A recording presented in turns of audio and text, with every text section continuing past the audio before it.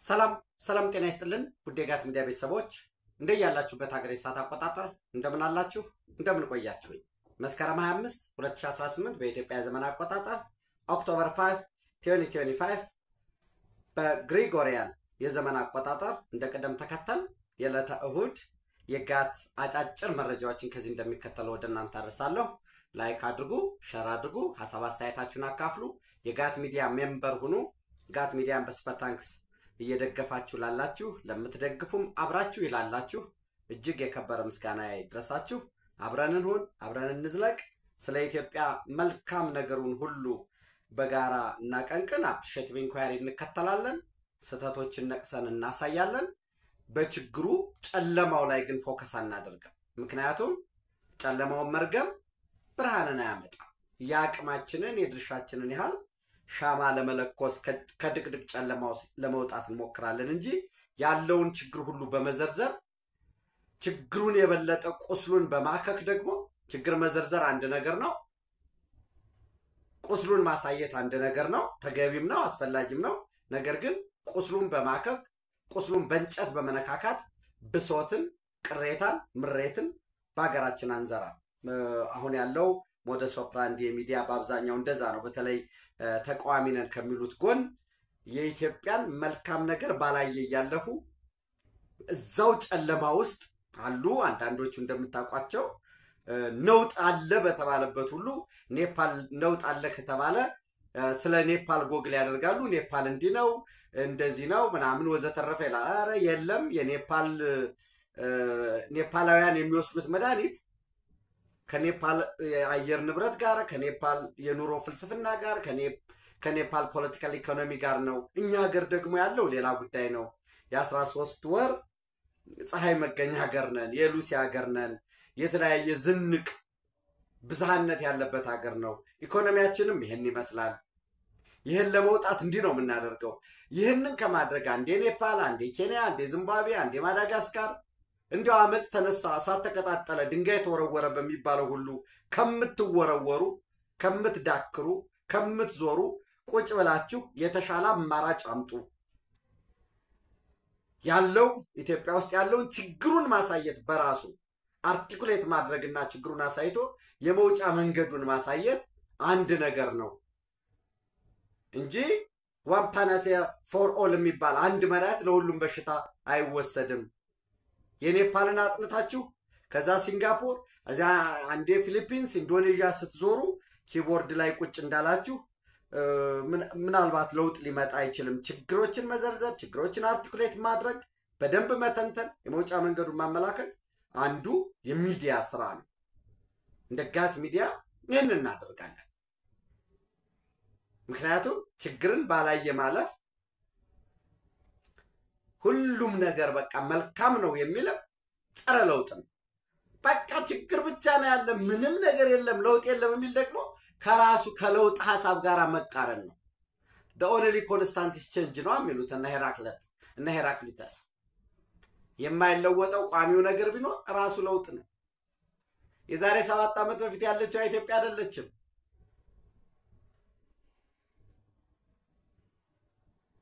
ኢትዮጵያ በ1983 የነበረችው በ66 የነበረችው አይደል የ66ቷ 67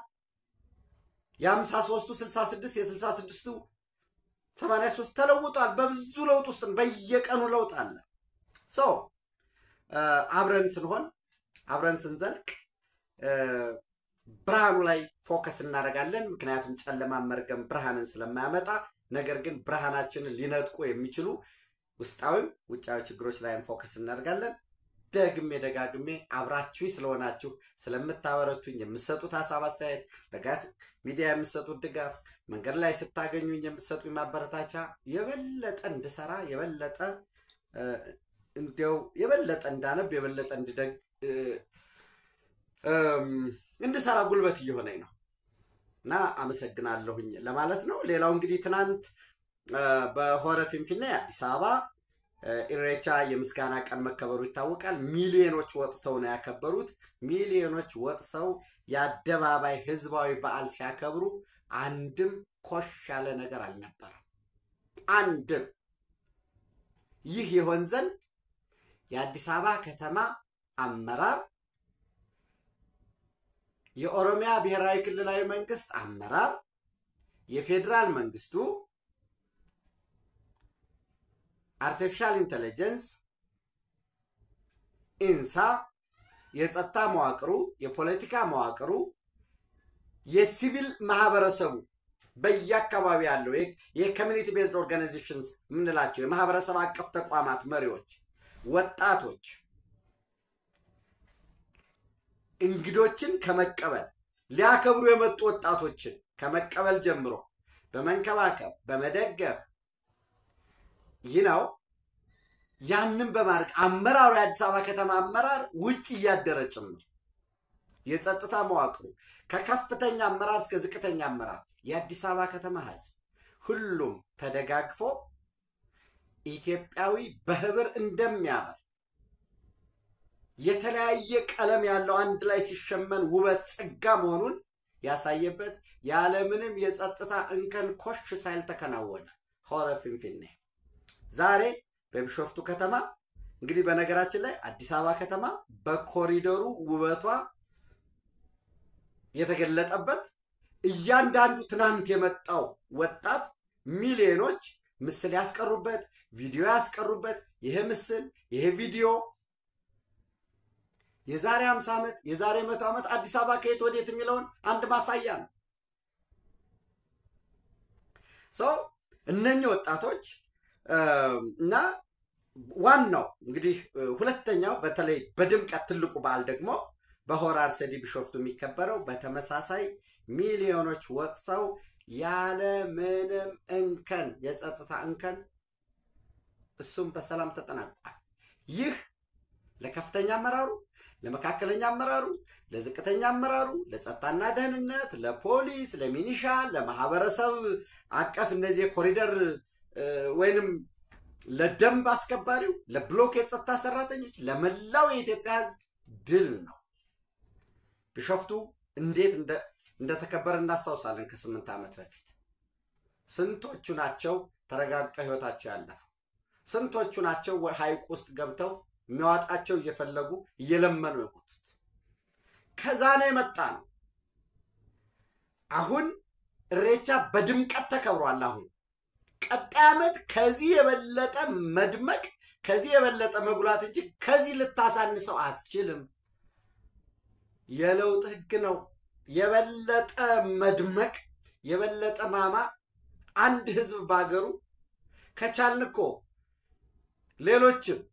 ቢሳካልን ቢሆንልን መሆን ያለበት ምንድነው ሌሎችም በተመሳሳይ ሽናሻ ማኦ ኮሞ ሁሉም ብሔሮች በዓላቸውን እዚህ መጥተው እንዲያከብሩ ነው ጥረት ማድረግ ያለበት መሆን ያለበት እንደዛ ነው ይሄንን ላደረጉ በስኬት እንዲከናወን የተሰጣቸውን ኃላፊነት ብቻ ስለሆነ አይደል ከዛ በላይ ለሰሩ ኢትዮጵያውያን በየደረጃው ላሉ ሁሉ የከበረ ምስጋና በእኔም በእናንተም ስም እንዲደርሳቸው ምስጋና መግለጽ ፈልጋለሁ ደፍነት አዲስ አበባ ያለው አመራር የከፈለውን ዋጋ ቢያንስ ስለማቅ ማለት ነው ይሄ ኢትዮጵያ ወደፊት እንደዚህ አይነት ሰፋፊ ህዝባዊ በዓላትን ሃይማኖታዊ በዓላትን የማካሄድ አቅሟ እያደገ ሲሄድ እያደገም እንዲሄድ እየተሰራ ያለው ስራ ውጤት እያመጣ መሆኑን የቴክኖሎጂ ቁጥጥሩን የህብረተሰቡ አዌርነሱም ይሄ ማሳያ ነው እጅግ እናመሰግናለን የከርሞ ሰው ይበለን ከርሞ ደግሞ እንዳልኳቸው አስቀድሜ ከዚህ በተሻለ መልኩ ከዚህ ባማረ መልኩ መላውን ቀጣይ ዓመት የጠጠር መጣያ እስኪጠፋ ድረስ በድምቀት የሚከበርበት የተሻሻሉ ቫልዩ አድ የሚደረግበት ዓመት እንዲሆን ተስፋ እናደርጋለን ሌላው እንግዲህ ምናልባት የኢትዮጵያ የምክክር ኮሚሽን አጀንዳ ማሰባሰቡን በውጭ ሀገራት ቀጥሏል አሜሪካ አጀንዳ ማሰባሰብ አድርጎ ወደ አውሮፓ ተሻግሯል በዚህም ስዊድን ስቶክሆልም አጀንዳ ማሰባሰብ ተደርጓል በዛ አጀንዳ ማሰባሰብ የተወሰኑ ሰዎች ወረቀት ይዘው አራኖ ማለት ሲጮሁ እንዳልላችሁ የሀገራዊ ምክክር ኮሚሽኑ ጥያቄ አቅርቡ ተብሎ ነው የተጠራው። ጥያቄ አቅርቡ። አሁን ለምሳሌ የሚካሄደው የሆነ ሌላ ቢሆን ኖሮ የተጠራው ወይ ለምሳሌ የኢትዮጵያን ስኬት ለመመስከር ወይ ለምሳሌ ስለ ኢትዮጵያ ውስጥ የተደረጉ ለውጦችን ለማስመዝገብ ወይ የኢትዮጵያ መንግስት ኤግዚቢሽን ወይ ቢዝነስ ኮሚኒቲም ሊሆን ይችላል ወይንም የብልጽግና መንግስት ወይ የብልጽግና ፓርቲ ወይንም ግድ የለም ብልጽግና የሚመራው መንግስት አሁን ያለው መንግስት ስዊድን ስቶክሆልም እና በአካባቢው የሚኖሩ ኢትዮጵያውያንን ለማወያየት ቢጠራ በቃ ችግር የለውም ፖለቲካ ነው ልንል እንችላለን። መፈክር ይዞ ባነር ይዞ ምናምን ባንዲራ ይዞ እከሌ ፈታ እንደዚህ ነገር እየተከናወነ ነው ወዘተረፈ ብሎ እንዲሁ መረበሽ የሚፈቀዳል ልንል እንችላለን። አሁን እንኳን በሰላማዊ መንገድ የምትንቀሳቀሱና የስዊድንን ህግ የቤልጅየምን ህግ የፈረንሳይን ህግ የየሀገራቱን ህግ አክብራችሁ ሐሳባችሁን የምትገልጹ ቀርቶ ኢብን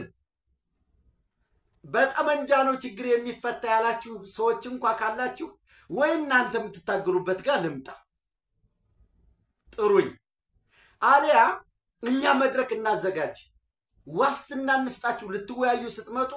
ምንም ጥያቄ እንዳይደርስባችሁ ያለን የሀገራዊ ምክክር ኮሚሽን ላይ በጠራው ስብሰባ ባነር ተሸክሞ እየጮሁ እየተፎገሉ እያቀራሩ ምንድነው ማለት ቦታ አለው እኮ አንዳንዴ ልቅሶ ላይ አይዘፈንም ዘፈን ላይ አይለቀስም የት ነው የተጠራሁኝ የት ነው የሚሄደው እንዴ የምናገረው የት ነው የምናገረውስ ምንድነው ውጤት ያመጣሉ ብሎ መጠየቅ ያስፈልጋል ምን ችግር አለው እዛ አገራዊ ምክክሩ ላይ እኮ እጅን አውጥቶ እንዴ ለምሳሌ የፖለቲካ እስረኞች ይፈቱ መጠየቅ ነው ማለት የሀገራዊ ምክክሩ አይፈቱም ማለትም አይችልም የተነሱ ጥያቄዎች ብሎ ነው የሚመዘግበው ከዛ ያንተ የኔ ያንቺ ስራችን የሚሆነው ምንድነው እኒህን ጥያቄ ጠይቄ ነበር ተመዝግቧል ወይ ሪከርድ ሆኗል ወይ ሰው ለምሳሌ የፖለቲካ እስረኞች ይፈቱ አይ በቃ ጦርነት የሚቆም ያስፈልጋል በቃ ማለት እንዲሁ ዝርዝር ማያስፈልግም በቃ ጥይትም እንዳይተኮስ ብሎ መናገር ይቻላል ግን ጩኸት እንዴ በውይይቱ ላይም ጩኸን ይሆናል እንዴ አይነው ከጀርባ ያለውን ኬዝ መጋገር አለ ዙምናቀው ነገር አለ ግን ቦታውም ስላልሆነ ያ ቪዲዮ ይያዛል እንደዚህ አይነት ችግር አለብኝ ምናምን እሱ ደግሞ እዛኛው ሀገር ላይ ይተረጎማል በቃ ፖለቲካል አሳይለም የፖለቲካ ጥገኝነት ይጠየቃል ይሄ ምን ይጠቅማል ከዛ እሱ ደግሞ ጀግና በቃ የኔ ጀግና ምናምን የሚባል ዩቲዩብ ካለው ዩቲዩብ እንዲያድግ ሚዲያው እንዲያድግ ጥቅም እንዲገኝ ከዛ በሳምንቱ ደግሞ ጎፈንድሚ ይዘጋጃል በቃ ኑሮ መደጎሚያ ነው እኔ ኑሮ አትደጉሙ አላልኩ ማለትም አልችልም አንዴም just ብችል እንኳን አለለ መብት ነው ግን ቦታውን እንወቀው ሰርግ ላይ አይለቀስም ልቅሶ ላይ አይዘፈንም የኢትዮጵያ ሀገራዊ ምክክር ኮሚሽን የትኛውም አይነት ጥያቄ አለኝ ካላችሁ አምጡ ብሏል እንዴ ከፈለጋችሁ ጥያቄውን ይቀበላሉ እኮ ነው ያለ ከዛ ኦርጋናይዝ አድርገዋለሁ ይሄንን ለውይይት እናቀርበዋለን ዛሬ ውጤት ካላመጣ የዛሬ 50 ዓመት የአይነት ጥያቄ ቀርቦ ነበር ተብሎ ይቀጥላል በዛ መሰረት ፖሊሲዎች ይዘጋጃሉ ፕሮግራሞች ይዘጋጃሉ እነዛ ፕሮግራሞች ወደ መሬት ለማውረድ ደግሞ እንደ ሁኔታው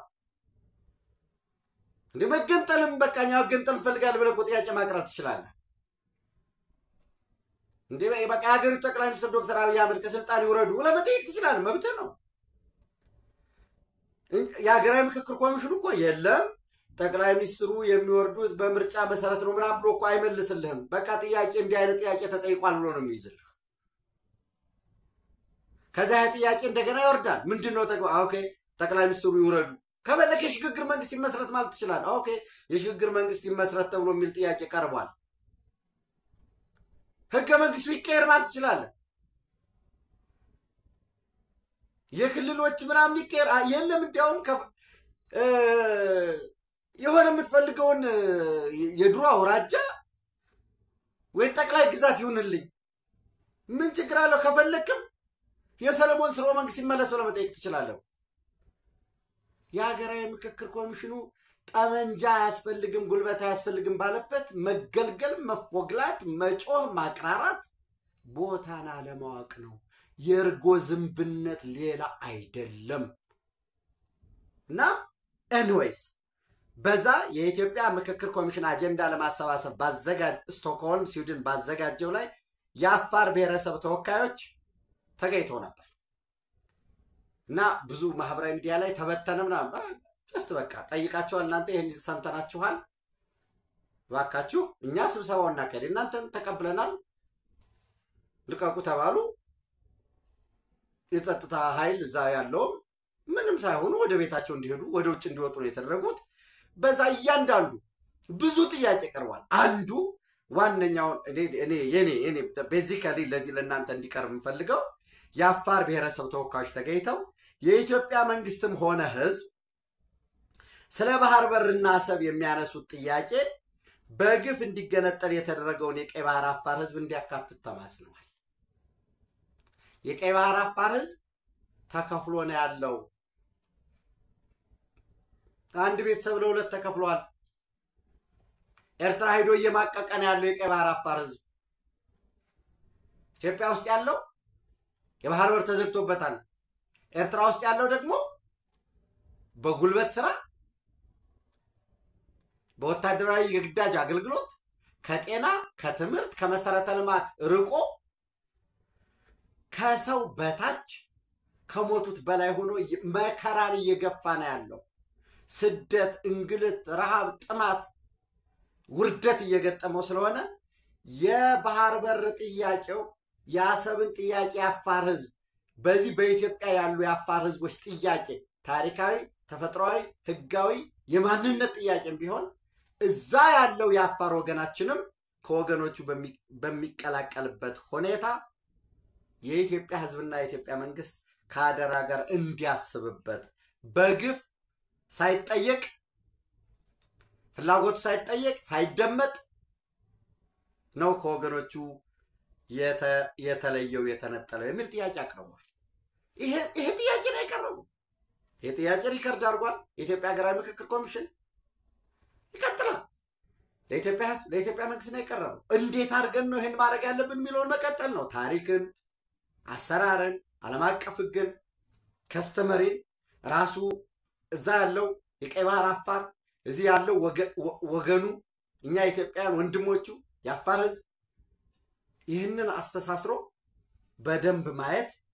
በደንብ መከታተልና እልባት መስጠት የሚያስፈልግበት ሁኔታ ነው ያለውና ቦታ እንለይ ጊዜውን እንዋጅ። ዝም ብሎ በቃ ለመጮህ ለማቅራራት ያን ያህል ለውጥ አያመጣም። ጊዜም ቆሞ ስለማይጠብቅ ማለት ነው እንፈልገው። ሌላው ምናልባት አፍሪካን ሪፖርት ከትናንት በስቲያ ኦክቶበር 3 2025 በ23 ማለት ነው መስከረም 23 ኬንያ ቨርሰስ ኢትዮጵያ ኬንያና ኢትዮጵያ who will blink first in nuclear power race በሚል በምስራቅ አፍሪካ ኢትዮጵያና ኬንያ የኒውክሊየር ኢነርጂ ውድድር ላይ ናቸውና who will blink ማን ይቀድማል ማን አሸናፊ ይሆናል ብሎ ሰፊ ሀተት አውጥቷል። አፍሪካን ሪፖርት ኢትዮጵያ የሃይድሮ ፓወር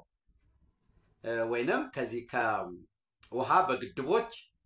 ግድቦችን በመጠቀም ታዳሽ የሃይድሮ ኤሌክትሪክ ፓወር ጂያንት መሆኗን በቀጠናው በተመሳሳይ ኬንያ ደግሞ በጂኦተርማል የኤሌክትሪክ የኃይል ጄነሬሽን ቀጠናውን መሪ መሆኗን ያትትና በዚህ በአፍሪካ ውስጥ ፋንክሽናል የሆነ የኒውክሊየር ኢነርጂ እየተጠቀመ ያለው ደቡብ አፍሪካ መሆኑን ያትታል። ደቡብ አፍሪካ ስሞል ሞጁላር ሪአክሽን ኢንቨስትመንትን ከቻይና ጋር የገባውን ጨምሮ በአሁኑ ጊዜ አክቲቭ የሆነ ኒውክሊየር ኢነርጂ እንደሚጠቀም ግብጽ በሂደት ላይ መሆኗን 4.8 ጊጋዋት ወይንም 4800 ሜጋዋት በ28 ቢሊዮን ዶላር 85% የሚሆነው ፋይናንስ ከሩሲያ በተገኘ በጀት ኦፕሬት ያደረገች መሆኑን እንግዲህ ሁለተኛው ምናልባት ግብጽ በቅርብ ወደ ስራ እንደሚገባ ከሁለት ከ3 ዓመት በኋላ ፋንክሽናል እንደሚሆን 2-3 ዩኒቶች ጋና በተመሳሳይ ከአሜሪካ መንግስት ጋራ ስምምነት ገብቶ በ2030 የመጀመሪያው የዛሬ 5 ዓመት በኋላ ማለት ነው የመጀመሪያው የኒውክሌር ፕላንት ጋና ውስጥ ለመትከል እንቅስቃሴ ላይ መሆኑን ኡጋንዳ ሞሮኮ አልጄሪያ እና ቱኒዚያም በተመሳሳይ በዘርፉ እየተንቀሳቀሱ መሆኑን ይጠቅስና ኬንያ ረጅም የሆነ በአንድ መንግስት በአንድ ጊዜ ብቻ የሚከናወን ሳይሆን አሁን በዚህ በቀጣይ 5 ዓመት ውስጥ ስራ ላይ ይወጣል በውጤት ላይ ይበቃል ተብሎ የሚታሰብ ሳያ የሚባል ካውንቲ ግዛት ውስጥ ወደ 1000 ሜጋዋት የሚያመነጭ የመጀመሪያ በ500 ቢሊዮን የኬንያ ሽልንግ ወደ ስራ ለመግባት ፕሬዝዳንቱ ዊልያም ሩቶ እንዳጸደቁት ከ15 ዓመት በኋላ ይሄ በቀጣይነት በተከታታይነት ከ15 ዓመት በኋላ ግን በ2040 20,000 ሜጋዋት ለማመንጨት ይሄ በነገራችን ላይ 20,000 ሜጋዋት በጣም ትልቅ የሚባለው ማለት ነው 4 የህዳሴ ግድብን ማለት ነው ይሄንን ለማመንጨት እቅድ ይዛ እየተንቀሳቀሰች መሆኑን ይጠቅሳል በተመሳሳይ ኢትዮጵያ የሃይድሮ ኤሌክትሪክ ፓወር ጃንት ከመሆን ባለፈ ያ ተፈጥሮ ላይ ዲፔንድ ያደርጋል የፈለገው ግድብ ቢኖር ለምሳሌ 1 ዓመት ኃይል ቢዋጅ ምንድነው ዝናብ ቢቀንስ ቀጣይ ዓመት ላይ ወደ ፈረቃ ልንገባበት ማንችለው ሁኔታ ያለ ኢኮኖሚያችንም ያድጋል ምናልባት እዚሁ ላይም ኬንያ ቨርሰስ ኢትዮጵያ ሁል ብሊንክ ፈርስት ኢን ኒውክሊየር ፓወር ሬስ ሚለው ላይ አፍሪካን ሪፖርት ላይ ሌሎችንም ስታነቡ በ2040 የዛሬ 15 ዓመት በኋላ የአገራት የኃይል ፍላጎት በተለይ ኢትዮጵያን ጨምሮ በ7 እጥፍ ያድጋል ነው በ7 እጥፍ ዛሬ 10,000 ሜጋዋት ያመነጨን ከሆነ ወይ 20,000 ሜጋዋት ከነበረ ልክ የዛሬ 15 ዓመት 140,000 ሜጋዋት ያስፈልገናል ማለት የኛ ደግሞ ኢኮኖሚ በፍጥነት እያደገ ነው በፍጥነት በክሪፕቶ ከረንሲ የክሪፕቶ ማይኒንግ ላይ ወደ ኢቪ ወደ ኤሌክትሪክ ቬሂክል እየሄድን ነው ኢንዱስትሪዎች ማሽነሪዎቻችንን ማንቀሳቀስ አለበት ከሃውስሆልድ ፍጆታ ባሻገር ሰርቪስ ሴክተራችን ስንል ሰፋፊ መሰረተ ልማት ስንል ሌላ ነገር አይደለም የባቡር መሰረተ ልማት እቅዶች አሉ አሁን በቅርቡ ያዋሽ ኮምቦልቻ ወልዲያ ሃራን እሱን ወደ ውጤት ለማስገባት ከጣሊያን መንግስት ጋር ውል ተይዞ ወደ ስራ ተገብቷል ሌሎች አሉ የተያዙ እነዚህ ሁሉ ወደ ውጤት ለማስገባት በየጊዜው ከተሞች የተስፋፉ ነው ካል ለምሳሌ በ2040 ወርልድ ባንክ ያስቀመጠው ነው አይኤምኤፍ ያስቀመጠው ነው በ2040 የኢትዮጵያ 41 ሚሊዮን በከተማ ይኖራል ይላል ምን ማለት ነው በከተማ ይኖራል ማለት ማገዶ አይጠቀምም way of life ይቀየር ሃውስሆልድ ኤሌክትሪክ ፍጆታው ያንን የሚሸከም ያ ነው እንግዲህ ስማርት ከተሞች የኮሪደር ዝም ብሎ ኮሪደር ስለተባለ እንጂ የከተሞች መሰረተ ልማት ዝርጋታ ብለን እናስቀምጠው እንችላለን እና ለሚያጣጥል ሰው እሱ ሌላ ጉዳይ ነው ሰው the country first nuclear power plant in Sia country at an estimated cost of 500 billion shilling Sia nuclear plant will initially generate በመጀመሪያ 1,000 ሜጋዋት ያመነጫል ከዛ በሂደት እየተስፋፋ ሄድና በ2040 ወደ 20,000 ሜጋዋት ይደርሳል በመጀመሪያው አሁን 1,000 ሜጋዋት እንኳን ሲያመነጭ ይሄ ኃይሉ ሲመጣ ወደ ኢኮኖሚ ወደ ኢንዱስትሪ ሲመጣ ለኬንያውያን 10,000 ሰዎች የስራ ዕድል ይፈጥራል በሚል የተቀመጣለ ሶ who will blink first in nuclear power ምንም ጥርጥር የለውም ኢትዮጵያ ቀዳሚ እንደምትሆን በተግባር እየተገባበት ያለው ነው እነሱ ጋር ገና በጀት የማጽደቅ ገና ካምፓኒ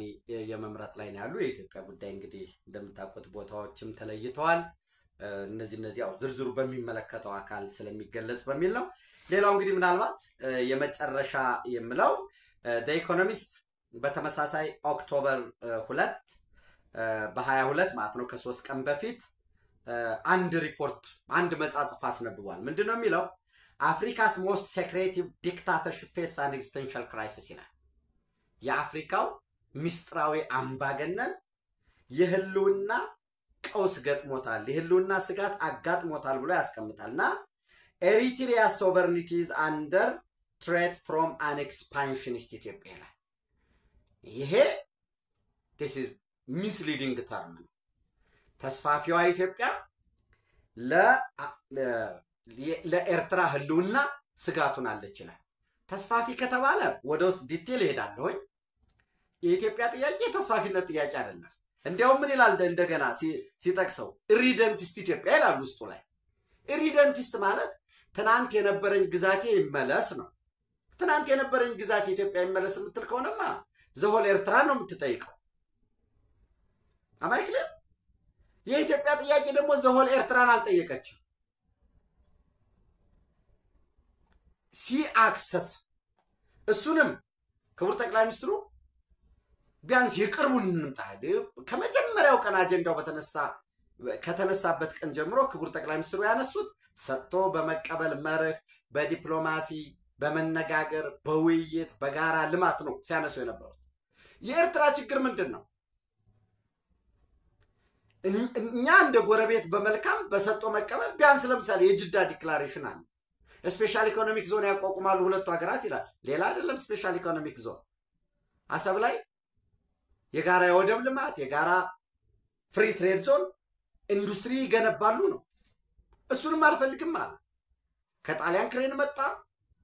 የአውሮፓ ህብረት ፈንድ አረጋለሁኝ አለ ካሰብ ወደ አስመራ ካሰብ መቀሌ ካሰብ አዲስ አበባ ባቡር ትራንስፖርት ዘረጋለሁ በኢትዮጵያ በኩል ያለው መንገድ ተከፈተ እሱ ብቻም አይደለም በነገራችን ላይ በኢትዮጵያ ብቻም ሳይሆን ኢቭን ከኢትዮጵያ ድንበር አልፎ ወደ ኤርትራ የሚያደርሰውን በኢትዮጵያ ልዩ በጀት ተሰራ ክሬኖች መጡ ፋንክሽናል ማድረግ ሲጀመር አልፈልግም አለ ኢሳያስ ራሱ የፈረመው የጅዳ ዲክላሬሽንን ጣሰው ማለት ነው እና እነሱ አሁን አስመራ ዲክላሬሽን ይላሉ ምንድነው አስመራስ ዲክላሬሽን የሚለው አክሴፕትድ የሆነው ባለም አቀፍ ህግ ፊት አክሴፕትድ የሆነው የአስመራ ዲክላሬሽንም ተቀባይነት አለው ለምን የጅዳ ዲክላሬሽን የአስመራ ዲክላሬሽንን ተቀብለን ነው ብሎ የሚሄደው ግን እነሱም ያውቁታል በጅዳ ዲክላሬሽን መሰረት ነው ተጥሎባቸው የነበረው የጦር መሳሪያ ማዕቀብ የኢኮኖሚ ማዕቀብ ወዘተረፈ የተነሳላቸውና በዓለም አቀፉ ማህበረሰብ ፊት ካባውን ወሩሮ ጃኬት ገዝቶ ሱፍ ገዝቶ ወደ ስብሰባ ሄደው ማለት ነው በዛ የኢትዮጵያ ጥያቄ ኢሪደንቲዝም አይደለም ወይም ኢሪደንቲስት ኢትዮጵያ አይደለች እንግዲህ እንደምታውቁት ኢሪደንቲስት ማለት ትናንት የነበረው የኛ ግዛት ነው እኛ ነበርን የምናስተዳድረው ያይመለስልን አይደለም የኢትዮጵያ ጥያቄ ሎስት ቴሪቶሪያል ክሌም ነው ያ ሎስት ቴሪቶሪያል ክሌም እሱም ግድ የለም በሰጥቶ መቀበል ባለም አቀፍ የፖለቲካል ኢኮኖሚ የሌሎች ሀገራትን ተሞክሮኔ ለምሳሌ ጆርዳን ከሳውዲ አረቢያ ያደረገችው እንደው ቢያንስ ሳውዲ አረቢያ ጋር ብዙ ጊዜ ኤርትራውያን ስለሚደፉ ብዬ ለጆርዳን ላንድ ሎክ ነበረች በሬድ ሲ በኩል ቦታ ሰጧቸው ኖ ለጆርዳን ሲአክሰስ በሬድ ሲ በኩል ሰጧት ጆርዳን ደግሞ ሌላ ቦታ ሰጥ አንድ እሱ ነው በጋራና አልሞ ሁለት ነው ኢትዮጵያ ደግሞ እያለች አለችው በርደኑንም ልጋራችሁ አብሬ ሴኩሪቲ ላይ ኢንቨስት ላድርግ መውጫ መግቢያ ህልውና የተመሰረተ ስለሆነ በእናንተ ፍቃድ ላይም እንኳን ከናንተ ፍቃድ አቅም በላይም ቢሆን አንደኛ ስለሚሆን ሁለተኛ ህልውና በዛስ ከተመሰረተ ድረስ የበለጠ በወደቦች ላይ የበለጠ መርከቦች ላይ የበለጠ ኢኮኖሚ አስተማማኝ እንዲሆን ሴኩሪቲውንም መጠበቅ አለብኝ እኔም ከኢኮኖሚ ኢንቨስት ማድረግ አለብኝ ማስተዳድረው ማሳፋው ማለማው አስተማማኝ የሆነ በሌሎች ላይ ጥገኛ ባልሆነበት ሲያክሰስ ፈልጋለሁ ይሄ ሪደንቲስት አይደለም ከዛ ባለፈ ግን ኢትዮጵያና ኤርትራ ወደ ጦርነት ቢገቡ ኤርትራ ከግብጽ በኩል ድጋፍ ታገኛለች ኤርትራ የሱዳን አርሚ ፎርስ ሊደግፋት ይችላል ከዛ ባለፈ የቲፒኤልኤፍ ይሄ ቲዲኤፍ የግሬተር ትግራይ ኮንሴፕቱ አብሮ ኤርትራና ትግራይን በማድረግ ምናምን የሚለው ራሱም ዘ ኢኮኖሚስት አብራርቶታልና አይሪሽና አይሪሾች አየርላንዶችና እንግሊዞች አንድ ተመሳሳይ ቋንቋ ይናገራሉ እንግሊዘኛ ያ ግን አንድ ለመሆን ባንድ ላይ አስተሳስሮ ዩኬ ዩናይትድ ኪንግደም ወይንም ትልቅ አገር ለሚባለው ነገር የራሱ የሆነ ሂስቶሪካል አካውንት የራሱ የሆነ ባክግራውንድ ይፈልጋል ይላልና የሻቢያ ህዋትን ቢፈልገው የትግራይን ህዝብ ቢፈልገው እኔ ማብራራት ፈልጌ አይደለም ለታክቲክ ነው ከኢትዮጵያ ጋራ ፊት ለፊት በፋለ እኔ እየደገፍኳችሁ በእናንተ ገንዘብ በእናንተ የሰው ኃይል እኔ ግን መሳሪያ እየገዛው ላቀርብላችሁ ኢትዮጵያን ማዳከም ከሚፈልጉ ከቅርብም ከሩቅም ኃይሎች የጦር መሳሪያ ልደልልላችሁ እናንተ በይፈርጥም በምንም ከውጭም ካለው በገንዘቡም እርዱኝ ያንን ላድርግ እና እንደንትን እንደ ፕሌይግራውንድ የመጫወቻ ሜዳ እናንተ ሆኑ አሊያ የኢትዮጵያን አሁን ባለው ሁኔታ ዛሬ ላይ አይደለም ዛሬ በነገራችን ላይ 100 ዓመት ቢሰጥም ኤርትራ ከኢትዮጵያ ጋር ሊዋጋ እና በቀጥታ ሊያሸንፍ እንደማይችል ያውቀዋል ለዛ ነው አጋር ፍለጋ ፋኖን ለመደገፍ ኦነግሸኔን ለመደገፍ የጉምዝ ታጣቂ በዛ በኩል ሶማሊያ ተሻግረው ኬንያ አካባቢ እየፈለጉ ኦብነጎችን ተደራጁ እንጂ ረብሹ እንጂ ኦነግሸኔውን በቃ ያለውን በየመንደሩ ያለው ሁሉ ጥረት ለማድረግ የሚሞክሩት ከዛ ባለፈ እንደተገለጸው ኢትዮጵያ has amassed amazing new arsenal of missiles, fighter jets and drones. They can turn Asmara into Gaza if they want, says a former Western diplomat. የቀድሞ የምዕራባዊ ዲፕሎማት ኢትዮጵያ አስመራን ወደ ጋዛ ልትቀይራት የሚያስችል አቅም አላት ይላል ይሄ የኢትዮጵያ ፍላጎት አይደለም በነገራችን የመንግስት ፍላጎት አይደለም የዶክተር አብይ ፍላጎት አይደለም እሺ ሌላው የኔ ፍላጎት አይደለም የኤርትራ የአስመራ መውደቅ በቀጥታም በተዘዋዋሪም ለኛ ስጋት ነው ቁጭ ብለን እንነጋገር ዓለም አቀፍ ህጎች ይረዱናል አሰብን በወርቅ ሳህን አድርጎ የሰጣችሁ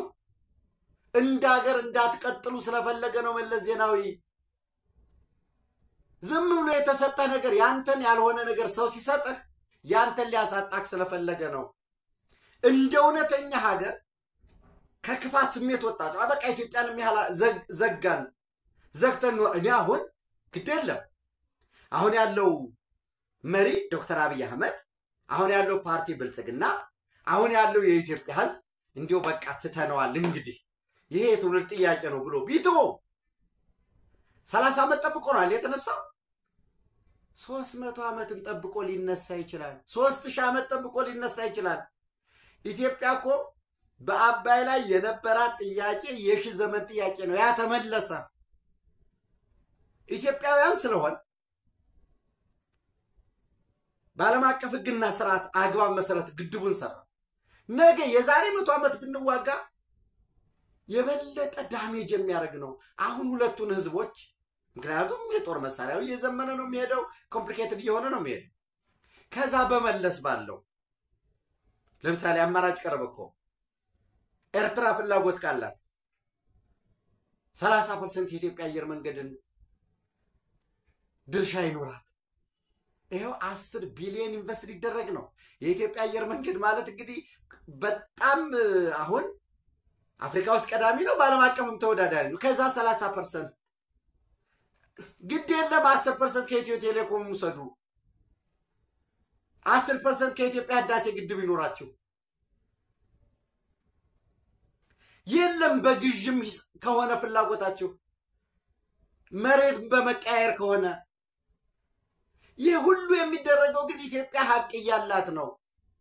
አሰብ ደዋይ ቀይ ባህር ትናንት ወደ እናንተ እንዳመጣውት ሁለት ወንድማማቾች ሳይገባቸው ሸጡት ያንን ሽያጭ አሁንም ከገዡ ከሩባቲኖ ሺፒንግ ሰርቪስ ዋና መቀመጫውን ሮማ አድርጎ በ1870 የተቋቋመው የጣሊያን ኢምፔሪያል መንግስት ገዛው ገዦቹ ህገወጥ በሆነ መንገድ ተቀባይነት የሌለውን ግዥ የገዙትን ከዛ በኋላስ እንግዲህ ቀይ ምንድነው ከ18 ሰባ በፊት ኤርትራ የሚባል ሀገር አልነበረ በኋላ ነው ኢምፔሪያሉ ኤርትራ ምንድነው በላቲን ኤርትራ ማለት ቀይ ባህር ነው ብለው ያን ሰየሙት ሰው ትክክል አይደለም ያ ሁሉ ግን ሌት በቃ ናት ወደ ህግ ስንሄድ ወደ ታሪክ ስንሄድ ወደ ኋላ ስንመለስ ትናንት እነሱ ለምሳሌ ከኃይለ ሥላሴ እስከ 1991 በነበረው ኦኩፔሽን እስከ 40 ቢሊዮን ዶላር እንጠይቃለን ለኦኩፔሽን ብሎ ይጻፉታል ያለ ሬሲፒ ካለ ጥሩ ነው እንደዛ ነው የሚሻለው ግግም ካል ከሱ ከሆነ መክሰስ ግን ለውይይት ክፍት ይሁን ወደ ጦርነት የሚኬድ ከሆነ ግን ኢትዮጵያንም ይጎዳል ምንም ጥርጥር የለውም ጦርነት ነው የኢትዮጵያ ህዝብ የኢትዮጵያ መንግስት መሪው ዶክተር አብይ አህመድ እርሳቸውን ፓርላማ ውስጥ ተናግረውታል አንድ ጥይት ሲተኮስ እንደ ጦር መሳሪያው የሚለያይ ሆኖ ለምሳሌ አንድ ክላሽንኮቭ ጥይት ሲተኮስ 80 ብር 75 ብር ያወጣል እሷ ተጠራቅማ ለልማት ማዋል ነው የሚፈልገው ብዙ ተስፋዎች አሉ ብዙ የሚታዩ ብዙ ሳንቲሞች ኢንቨስት ብናደርግ በሚል የተቀመጠው አለ ከዛ ባለፈ ከግብጽ ከሱዳን አርሚ ፎርስ ከቲፒኤልኤፍ ከቲዲኤፍ የሚመጣ ድጋፍ እንዴት ከዚህ ከፋኖ ከምን አይ ቲንክ ምንም የተለየ ነገር የለም አሁን እያረጉ ካሉት ነገር የተለየ ነገር ሊኖር የሚችል ነገር የለም ብያምናለሁ ምናልባት ዶክተር መዝገቡ ደጀን የውናት ውድብ ናጽነት ትግራይ ወይም የትግራይ ነጻነት ድርጅት የሚባለው ሻቢያ በትግራይ ፖለቲካ ውስጥ ጣልቃ በመግባት ትግራይ ውስጥ ሊካሄድ የሚችለውና መካሄድ የነበረበትን ዲሞክራሲያዊ ለውጥ ወይም ህዋትን አስወግዶ አካታች ዲሞክራሲያዊ ለውጥ ለማድረግ የሚደረገውን ጥረት እየቀለበሰ ነው ህዋት ተጠርነቱን ከትግራይ ህዝብ አውጥቶ ለሻቢያ ሰጥቷል የትግራይን ፖለቲካ ኢኮኖሚ ወይም የትግራይን ፖለቲካ በዋናኝነት እየወሰነ ያለው ያፈነ እየጨቆነ እያሰደደ ያስፈራራ ያለው ሻቢያ ነው እሱን በሁሉም የሰላማዊ ሰልፍ የሰላማዊ ፖለቲካ አማራጮች ሰልፍን ጨምሮ የተለያዩ እንቅስቃሴዎች እናደርጋለን ለዛ ዝግጁ ሁኑ በቅርቡ መቀሌ ላይ ሰልፍ እንጠራለን የሚል ያስቀምጠው አለ እንደዚህ እንግዲህ እሱን እንከታተላለን አብራችሁ ስላላችሁ አብራችሁ ስለምትሆኑ እጅግ አድርጌ አመሰግናለሁ ኢትዮጵያ በክብር ለዘላለም ትኖር Thank you.